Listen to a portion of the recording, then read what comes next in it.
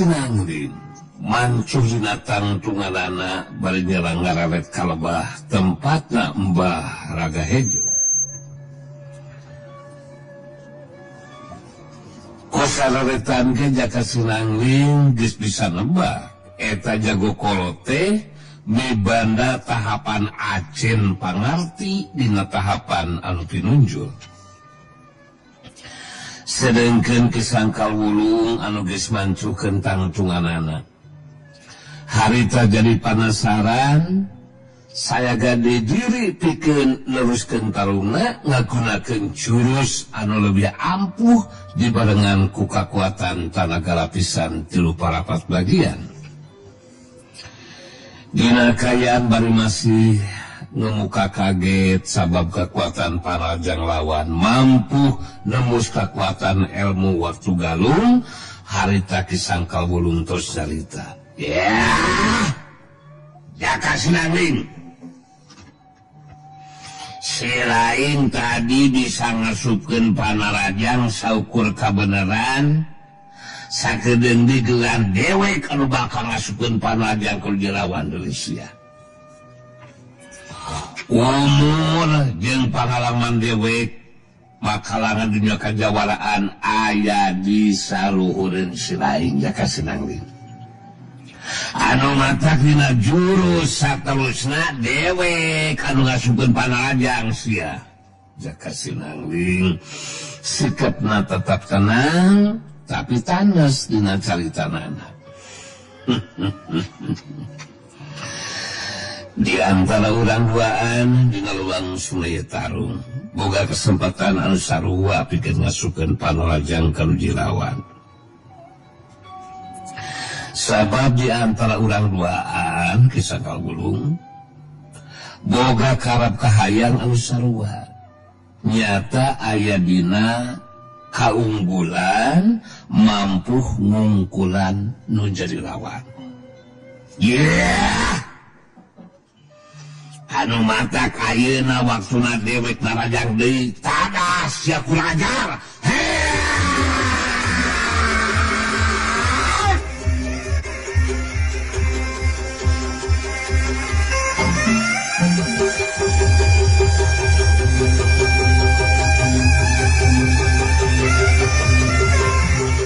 Jorelap kisangkal wulung maju di narajang. Sabatan senjata pedangna jadi beuki garang, tapi jurus pedang kalabang ireng digunakeun ku kisangkal wulung lain wae bisa diimbangan ku jaka Sinangling. Tapi jaka Sinangling ge geus bisa nebak kana setiap parobahan tata gerak jeung arah sasaran panarajang nu jadi lawan. Ngajadikeun karab kahayang kisangkal wulung bisa ngasupkeun panarajang ka Jelawan teh teu bisa jadi kanyataan.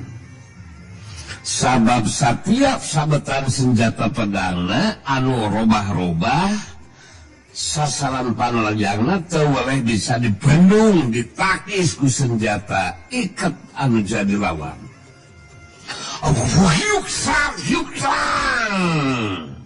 Dina hiji kasempatan harita kisangkal wulung kapalinya bergerak liwe gese waktu sababaraha detik tisanggeusna nakis pedang lawan harita jaka Sinangling ngasupkeun pajonganana kana kekempong lawan sakyuk geus disusul ku panarajang leungeun kenca anu ngahantam kana dada. Anjing. Kana kabelangan deui aing aduh. Kisangkal wulung ngageruk kaget bari nahan ka nyeri. Terus ngabangkieun mundur sababaraha ka tukang. Tapi gancang ngajaga kaseimbangan badanna. Bangkiung daligeg raneg kisangkal wulung terus mancuh kentang tunganana. bari ngaturing hapa-napasna sarta merhatikeun nuju lawan harita kisangkal bulung ngomong dina jero hate anjir kurang ajar goblok ieu aing geus kabeunang ngadiwe ku panajang si Jaka Sinangling aduh ilmu silat digunakeun ku si Jaka Sinangling memang hebat kabuktian jurus pedang kalabang ireng digunakeun ku aing lain bae bisa diimbangan atau diimbangan tapi tata gerak jeung parobahan arah sasaran panerajang nya tak bisa ditebak ku si Jaka Sinangling aduh kekuatan ilmu waktu galung ge bisa ditembus ku kekuatan panerajangna ningali kana kenyataan seperti kieu mah aing kudu sadar diri ieu pikeun ngagunakeun kekuatan ilmu mantra tangkara sigana ku mantra langkara mah aing bakal bebenangan ya aduh dina neruskeun tarungna harita kisangka wulung saya gadiri deui pikeun ngagunakeun kekuatan ilmu mantra langkara nu diharapkeun bakal mangaruhan kana tata gerak nu jadi lawan dina waktuna rek ngasupkeun panerajangna. Kisangka wulung neuteub seukeut kanu dilawan terus nyarita. Hei, Jaka Sinangling, tarung masih kena langsung dari sia. Dewek masih kena mampu neruskeun ieu tarung. Sarta dewek sanggup pikeun ngarubuhkeun nu jadi lawan. Si lain ulah rek coba-coba ngejar sia. Tinggalkeun ngipan sama Jaka Sinangling.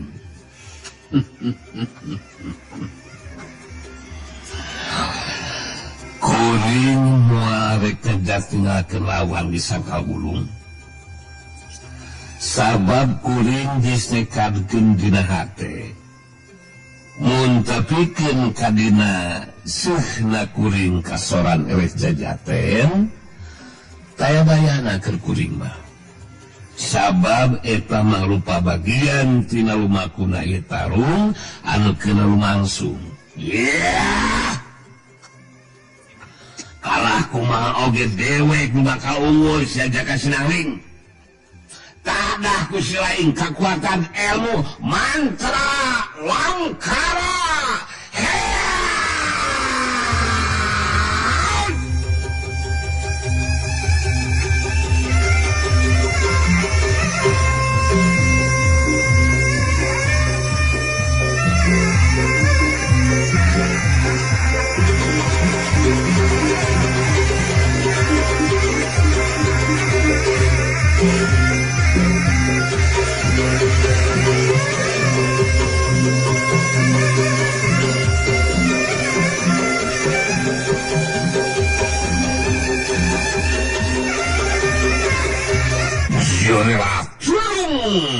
Kisangka wulung maju di narajang. Bari ngagaro nyebutkeun kekuatan ilmu mantra langkara. Tapi tata gerak jeung arah sasaran panerajang lawan geus bisa katebak ku Jaka Sinangling. Hiuk terang. Waktu Jaka Sinangling nagih senjata pedang lawan anu kadua kalina ku senjata iketna. Harita Jaka Sinangling dingawi aya celah lolong kerang kosong. Pikeun ngasupkeun panerajang balasanana. Senjata iket Jaka Sinangling ngahandem kana dada lawan. Sarcuk cebersasa. Sedengkeun leungeun anu kencak nyodok kana beuteung lawan. Sodok beuteung geuk ngek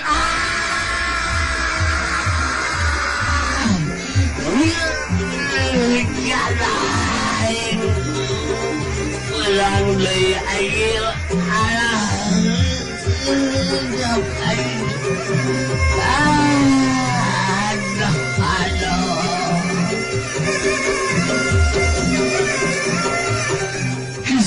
Wulung ngagaunahankan nyeri bari ngapanggil mundur sababaraha rengkah ka tukang.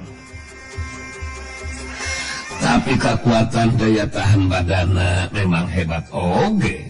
Harita Kisangka Wulung masih kena bisa ngajaga kasaimbangan badana. Bangkil, galigeg, raneg, saterusna mancuhkeun di tangtunganan. Bari merhatikeun uji lawan, Kisangka Wulung ngupat tina jero hatena. Edan, bener-bener aing asa terpercaya. Aduh, ningali kana ieu kenyataan.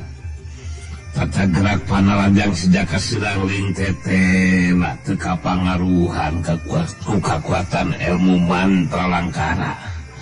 Aduh, Panarajang tetep labas kena kana sasaran. Aduh, padahal dina jarak deket seperti tadi, kuduna tata gerak Panarajang sejak Sinangling kapangaruhan ku ilmu mantra langkara. Kurang ajar kemampuan ajen pangartina sejak Sinangling. Aduh, jelas bisa dianggap enteng kayak gimana. Bagi namaan kakagetna sabab jaka Sinangling tata gerak Panarajangna dina jarak anu deket tetela teu kapangaruhan ku kekuatan ilmu mantra langkara. Panarajangna tetep labas kena kana sasaran. Kanyataan anu meh teu bisa dipercaya ku Kisangka Wulung dina waktu harita. Mbah Raga Hejo anu merhatikeun kana lumangsungna tarung. Jadi kagiteun oge ningali kemampuan ajen pangartina jaka Sinangling. Tarung geus lumangsung sababaraha jurus, tapi Kisangka Wulung anu tos kabeunangan ku Panarajang menjadi lawan. Mbah Raga Hejo harita terus ngomong sorangan. Waduh, sejak Sinangling tetela kemampuan ilmu silatna cukup hebat. Ningali kana kanyata seperti kieu mah aing kudu tatang menjelma ieu. Mun tapikeun ka si Wulung eleh jajaten dilumbuhkeun ku ka Sinangling, aing kudu maju pikeun ngayunanana. Sedangkan Kisangka Wulung sanajan geus nyaho kekuatan tenaga lapisan nu jadi lawan teu kapangaruhan ku kekuatan ilmu mantra langkara. Tapi Kisangka Wulung masih keneh penasaran. Harita nangtukeun sikapna pikeun ngagunakeun kekuatan Panarajang anu sapinunna. Nyata jurus pamungkas pedang Kalabang Ireng dibarengan ku kekuatan tenaga lapisan sapinunna.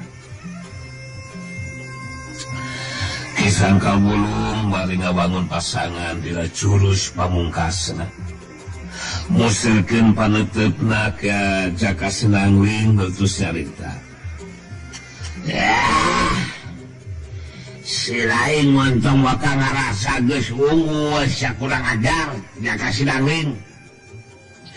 Dewek masih kene mampu deuleunuskeun di tarung. Ku dewek bakal dipastikeun sahan bakal unggul di ieu tarung. Kalah kumaha oge dewek anu bakal unggul mah jaka Sinangling. Tong loba ngomong mun kalep andika memang kitu kaya bayana Kisangka Wulung.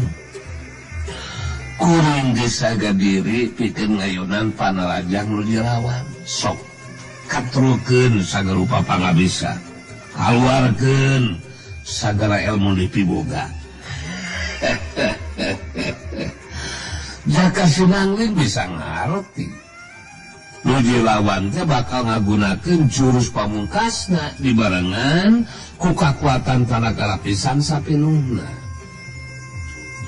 Jaka Sinangling sagede diri pikeun ngagunakeun kakuatan tenaga lapisan sapinuhna. Ki Sangkal Wulung majuna rajang mari ngagero. Sia Jaka Sinangling kurang ajang roboh sia jurus pamungkas Padang Kalabang Ireng.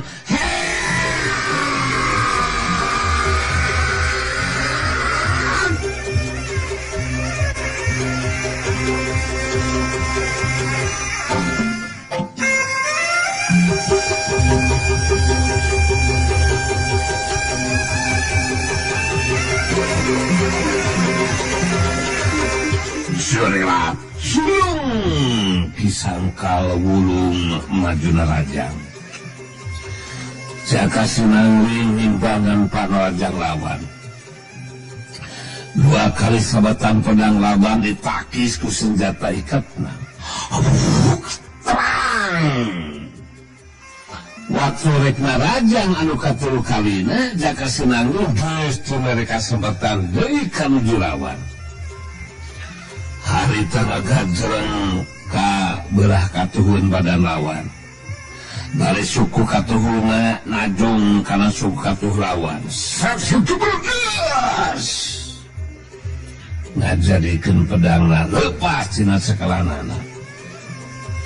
Meh bareng jeung lagragna pedang kana tanah. Harita senjata ikat Jaka Sinangling ngahantam kana dada lawan. Sakyuk keberodas disusul kelengen kencanu ngahantam ke kempung lawan. Sakyuk kegaya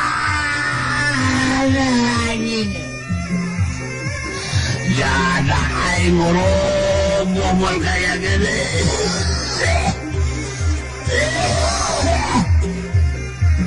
Sangkal Wulung ngagerunahan ka diri bari ngajengkang oleh abka tukang justru bisa ngajaga deui kasaimbangan badana. Jengkang koleab kebut rubuh ngababangkang.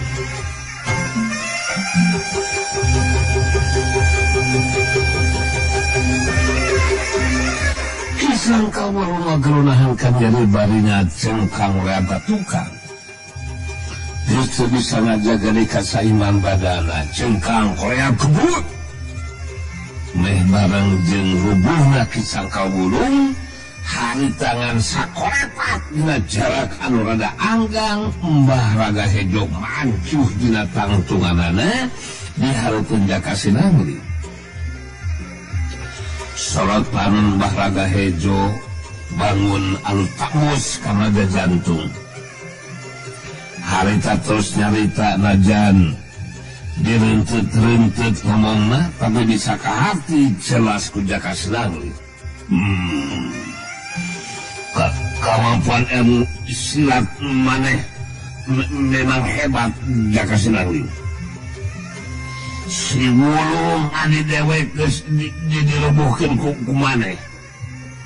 Anu matak ayeuna waktuna maneh kudu tamu ngayunan cewek si Raga Hejo sia.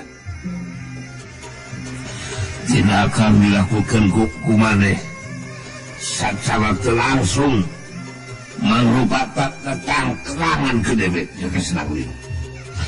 Anu mataku dewek bakal dibuktikan kemampuan Acen pangasih cewek anu bakal mampu ngungkulan Acen siwa preman Acen pangasih dilawan. Ada manusia. Jaka Sinangling malas tutupan Mbah Raga Hejo terus nyarita. Andika sakuruna mah ngarti Mbah Raga Hejo. Tindakan dilakukan ku kuring paya di kajaba hayang ngabela wanita anu lemah, nu teu walakaya, teu bisa ngelawan. Anu jelas tindakan dilakukan ku Kisangkal Wulung mangrupa tindakan anu teu pantes dilakukan ku Jogokolot. Anu keukeuh rek maksakeun karap jeung kahayangna ka non alina. Maneh kudu ngarti Jaka Sinangling. Si Wulung ngalakukeun tindakan lantaran ngalaksanakeun parentah ti dewe. Anu katarik perhatian ku si non. Anu jelas tindakan maneh sarua jeung masalah jeung cewek. Anu matak maneh kudu narima karena akibatna sia. Mun sikap Maharaga Hejo seperti kitu mah mangka kuring ge tang tuwe bakal narima sagarupa akibat anu bakal karanapan kuring dina waktu ayeuna. Maharaga Hejo Jaka Sinangling nganeskeun dirina bakal narima sagarupa akibat anu bakal tumibah ka dirina. Mbah Raga Hejo harita langsung ngagunakeun kakuatan ilmu pejah lutira anu marengan kana kakuatan panarajang jarak jauhna. Curug katuhunan ditunjukkeun ka lebah Jaka Sinangling. Getaran kekuatan jarak jauh muru kana tangtungan badan lawan.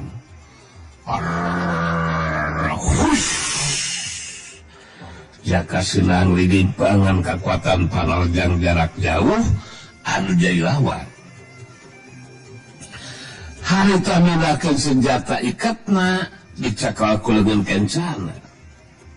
Saterusna ngagerakeun leungeun katuhuna.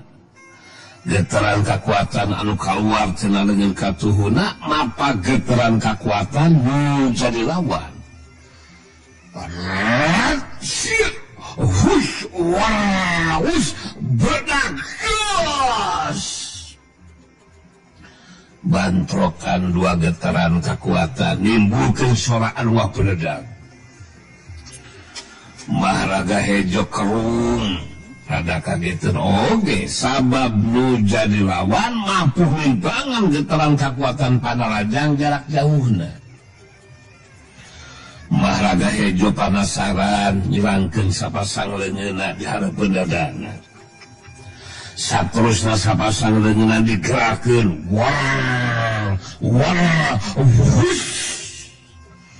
Dua getaran kekuatan muru deui kana tangtungan badan Jaka Sinangling. Dan Jaka Sinangling jalapkeun heula senjata ikatna kana cangkeng belah kencana. Saterusna sapasang leungeunna ngalakukeun gerakan di tempat. Geus kitu sapasang leungeunna didorongkeun ka hareup.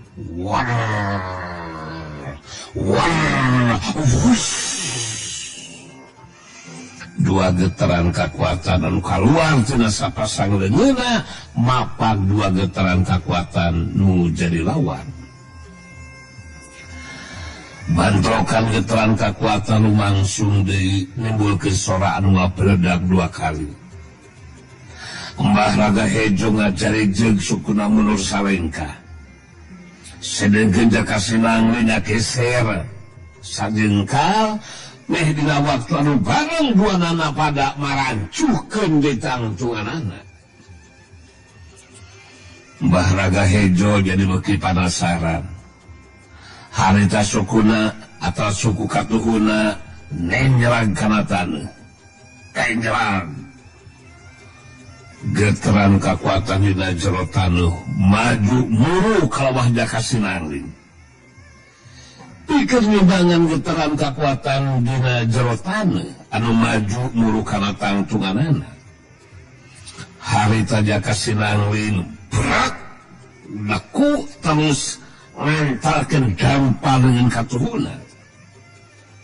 Musirkeun kekuatan tenaga lapisan sapinuhna kana dampal dengan katuhuna anu diantelkeun kana taneuh. keluar getaran kekuatan dina jero taneuh anu keluar tina dampak dengan katuja kasinangling.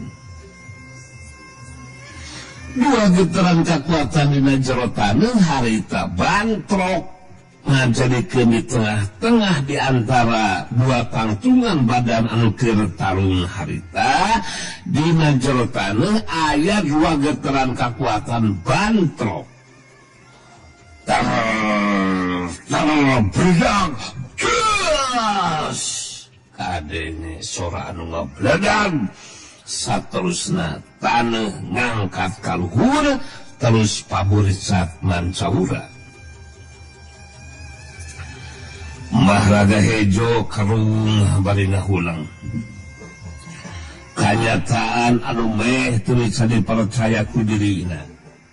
Sabab anu jadi lawan teh mampu ngimbangan kekuatan ilmu pejah ludira anu marengan karena kekuatan panarajang jarak jauhna. Mbah Raga Hejo bisa ngerti nu jadi lawan mampu ngimbangan kekuatan ilmu pejah ludira anu marengan karena kekuatan panarajang jarak jauhna. Harita Mbah Raga Hejo nangtukeun sikapna pikeun ngalakukeun tarung dina jarak deukeut bari ngagunakeun kekuatan ilmu sirna kalingga. Ku cara kitu bakal loba kasempatan pikeun dirina nibangkeun kekuatan panajang secara langsung kana anggota badan nu jadi lawan.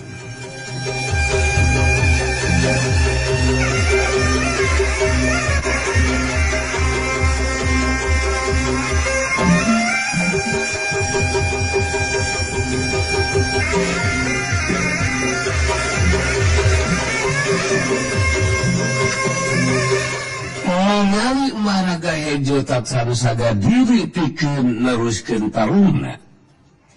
Harita jaka sinangling mere pandangan kanu dilawan harita tos carita. Mbah Raga Hejo sekuring mah ieu tarung leuwih hade teu kudu diteruskeun lah.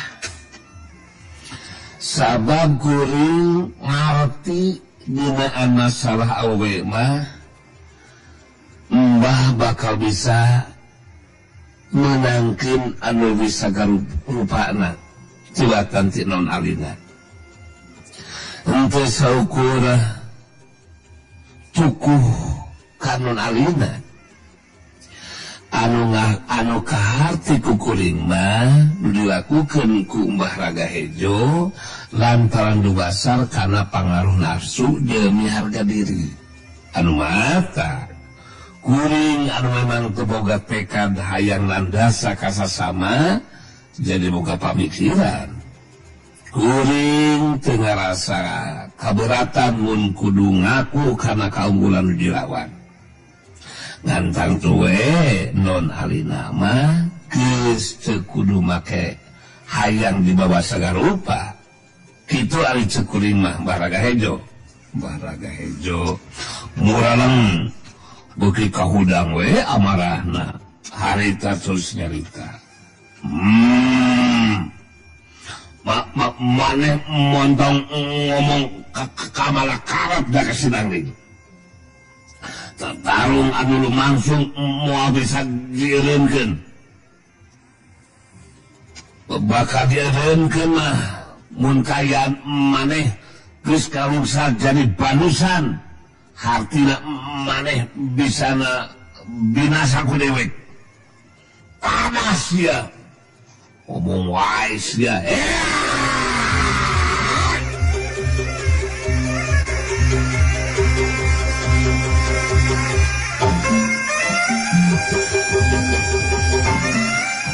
Mbah Raga Hejo ngajolat majuna raja ngagunakeun kekuatan ilmu pejah ludira anu bakal digabungkeun jeung kekuatan ilmu sirna kalingga. Ningali anu jilawan narajang teu ngagunakeun senjata. harita Jaka Sinangling itu ngagunakeun di senjata ikatna. Harita ikatna dipake deui saterusna nyimpangan datangna Panarajang nuju lawan. Jaka Sinangling ngabendung Panarajang lawan. Sauhyuk keras. Bantrokan kekuatan tenaga lapisan. Ngariwatan dengan masing-masing lumangsung. Balukar tina bantrokan buanana pada ngadalijuk mundur ka tukang. Tapi Jaka Sinangling langsung ngagentak loncat terus ngalakukeun Panarajang balasan gajreng hiuk plos. Tapi sameme Panarajangna keuna kana sasaran, harita cirim Mbah Ragahejo ngios leungit. Jaka Sinangling kageteun lantaran leungiteun nuju lawan. Dina kayaan cirimna anu teu katingali, harita Mbah Ragahejo dibankeun Panarajangna ti beunah katuhun badan lawan. Panarajangna ngahantem kana cariham katu lawan. Jaka Sinangling ngagero kaget bari nahankan nyeri terus ngadaligeg mundur sabarengkah ka tukang. Mbah Ragahejo nembungkeun cirimna bari ngumbar ka sukahatena. Bapak maneh geus teu bisa nyingkahan datangna Panarajang dilawan sia di Jaka Sinangling. Kakasan Panarajang dewek anu nganung kakakotan ilmu pajah ludira jeung kakuatan ilmu sirna kakalingga moal mampu diimbangan ku maneh Jaka Sinangling. Sakumaha nu karanaban ku maneh geus teu bisa ngapendung jeung nyingkahan Panarajang nu dilawan. Baru merhatikeun nu dilawan, Jaka Sinangling ngomong dina jero hatena. Aduh. Kekuatan ilmu sirna kalingga anu digunakeun ku Mbah Ragahejo memang teu gampang pikeun diimbanganana. Satiap lawan ngalakukeun Panarajang, jirimna nyeles leungit teuing ka mana. Saterusna dina kayaan tingali jirimna manehna nibadkeun Panarajang. Teu matak aneh. Mun aing bisa kabenangan ku Panarajangna. Rada bingung oge ya. Kudu ngagunakeun cara kumaha ge sangkan teu kabenangan deui ku Panarajang nu dilawan.